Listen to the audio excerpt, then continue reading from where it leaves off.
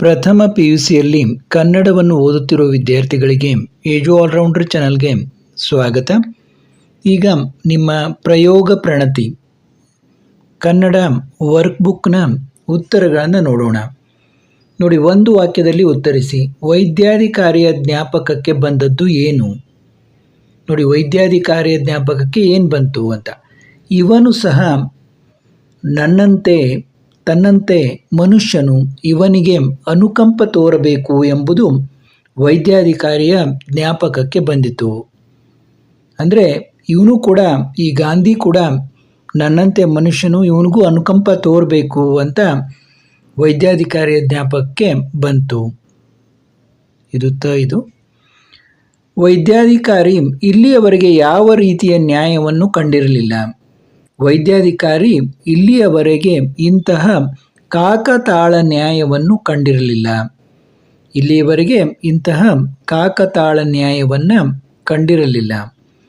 ಕುಟುಂಬ ಯೋಜನಾ ವಿಸ್ತರಣಾಧಿಕಾರಿಯ ಹೆಸರೇನು?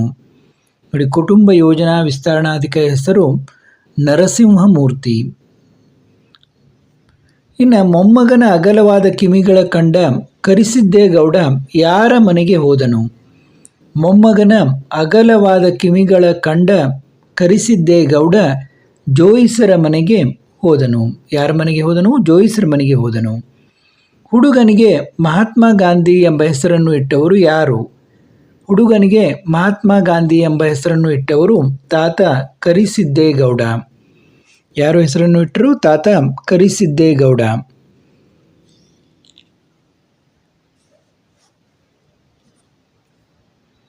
ಗಾಂಧಿಯನ್ನು ಹೆಚ್ಚಿನ ಪರೀಕ್ಷೆಗಳಿಗೆ ಯಾವ ಆಸ್ಪತ್ರೆ ಸೇರಿಸಬೇಕೆಂದು ವೈದ್ಯಾಧಿಕಾರಿ ಸೂಚಿಸಿದರು?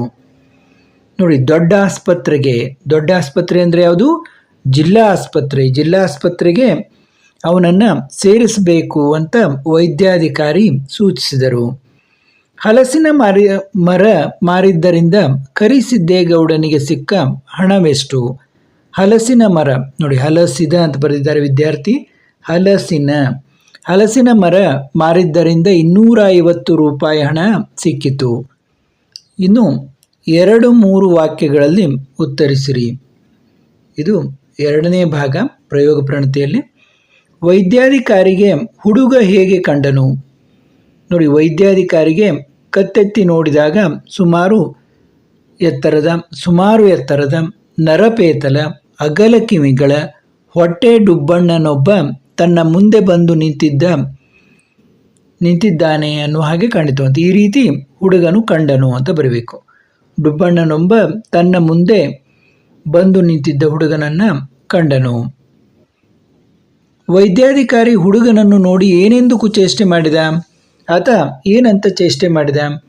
ವೈದ್ಯಾಧಿಕಾರಿ ಹುಡುಗನನ್ನೇ ದೃಷ್ಟಿಸಿ, ವಸಿ ಏನೋ ಚೆನ್ನಾಗೇ ನೋಡಿದೆ, ನಿನ್ನ ಹೊಟ್ಟೆ ದಪ್ಪ, ಕೈಕಾಲು ಸಣ್ಣ, ಕಿವಿಗಳು ಮಾತ್ರ ಗಾಂಧಿ ಕಿವಿಗಳು ಇದ್ದಾಗಿವೆಯಪ್ಪ ಎಂದು ಕುಚೇಷ್ಟೆ ಮಾಡಿದ. ಆತ ಏನು ಹೇಳ್ತಾನೆ? ವಸಿ ನೋಡ್ರಿ ಅಂತ ಹೇಳ್ತಾನೆ ಹುಡುಗ ಗ್ರಾಮ್ಯ ಭಾಷೆಯಲ್ಲಿ. ಆಗ ಹೇಳ್ತಾನೆ, ವಸಿ ಏನೋ ಚೆನ್ನಾಗಿ ನೋಡಿದೆ, ನಿನ್ನ ಹೊಟ್ಟೆ ದಪ್ಪ, ಕೈಕಾಲು ಸಣ್ಣ, ಕಿವಿ ಮಾತ್ರ ಗಾಂಧಿ ಕಿವಿಗಳು ಇದ್ದಾಗಿವೆಯಪ್ಪ ಅಂತ ಆ ಹುಡುಗನಿಗೆ ವೈದ್ಯಾಧಿಕಾರಿ ಕುಚೇಷ್ಟೆ ಮಾಡ್ತಾರೆ. ನೋಡಿ, ಹುಡುಗನ ಯಾವ ಮಾತಿಗೆ ವೈದ್ಯಾಧಿಕಾರಿ ಬೆಪ್ಪಾಗಿ ಹೋದ?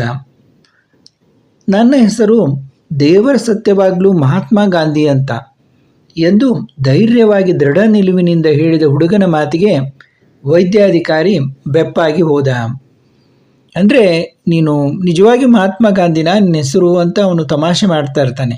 ಆಗ ಆತ ದೃಢವಾಗಿ ನನ್ನ ಹೆಸರು ದೇವರ ಸತ್ಯವಾಗಲೂ ಮಹಾತ್ಮ ಗಾಂಧಿ ಅಂತ ಹೇಳ್ತಾನೆ. ಅವನ ಮಾತು ಕೇಳಿ ವೈದ್ಯಾಧಿಕಾರಿ ಬೆಪ್ಪಾಗಿ ಹೋಗ್ತಾನೆ ಅಂತ. ಗಾಂಧಿಯನ್ನು ಪರೀಕ್ಷೆ ಮಾಡಿದ ವೈದ್ಯರು ನಿಂಗಮ್ಮನಿಗೆ ಹೇಳಿದ ಮಾತುಗಳೇನು? ಗಾಂಧಿಯನ್ನು ಪರೀಕ್ಷೆ ಮಾಡಿದ ವೈದ್ಯರು ನಿಂಗಮ್ಮನಿಗೆ, ನೋಡಮ್ಮ, ನಿಮ್ಮ ಹುಡುಗನಿಗೆ ಹೊಟ್ಟೆಯಲ್ಲಿ ನೀರು ಸೇರಿಕೊಂಡಿದೆ, ಜೊತೆಗೆ ಕಾಲುಗಳು ಊದಿಕೊಂಡಿವೆ. ಇದು ಹೃದಯಕ್ಕೆ ಸಂಬಂಧಪಟ್ಟ ಕಾಯಿಲೆ. ಆಗಲೇ ಕಪ್ಪು ಈಲಿಗೂ ಅಂದರೆ ಲಿವರ್ಗೂ ಕಾಯಿಲೆ ಹಬ್ಬಿ ಅದು ಮುಟ್ಟಿದರೆ ಸಾಕು ನೋವು ಅಂತ ಬಡ್ಕೋತಾನೆ ಎಂದು ಹೇಳಿದರು. ಹೀಗೆ ನಿಂಗಮ್ಮನಿಗೆ ಹೇಳ್ತಾರೆ. ನಿಂಗಮ್ಮನ ಗಂಡ ಪ್ರಾಣ ಕಳೆದುಕೊಂಡದ್ದು ಹೇಗೆ?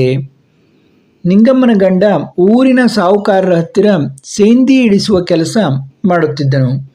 ಒಂದು ದಿನ ಸೇಂದಿ ಇಳಿಸುವಾಗ ಮರದ ಮೇಲಿಂದ ಬಿದ್ದು ಪ್ರಾಣ ಕಳೆದುಕೊಂಡಿದ್ದ. ಒಂದು ದಿನ ಆತ ಏನಾಗ್ತದೆ, ಸೇಂದಿ ಇಳಿಸುವಾಗ ಮರದ ಮೇಲಿಂದ ಬಿದ್ದು ಪ್ರಾಣವನ್ನು ಕಳೆದುಕೊಳ್ತಾನೆ. ಗಾಂಧಿ ಎಂಬ ಹುಡುಗನ ಕೊನೆಯ ಆಸೆ ಯಾವುವು?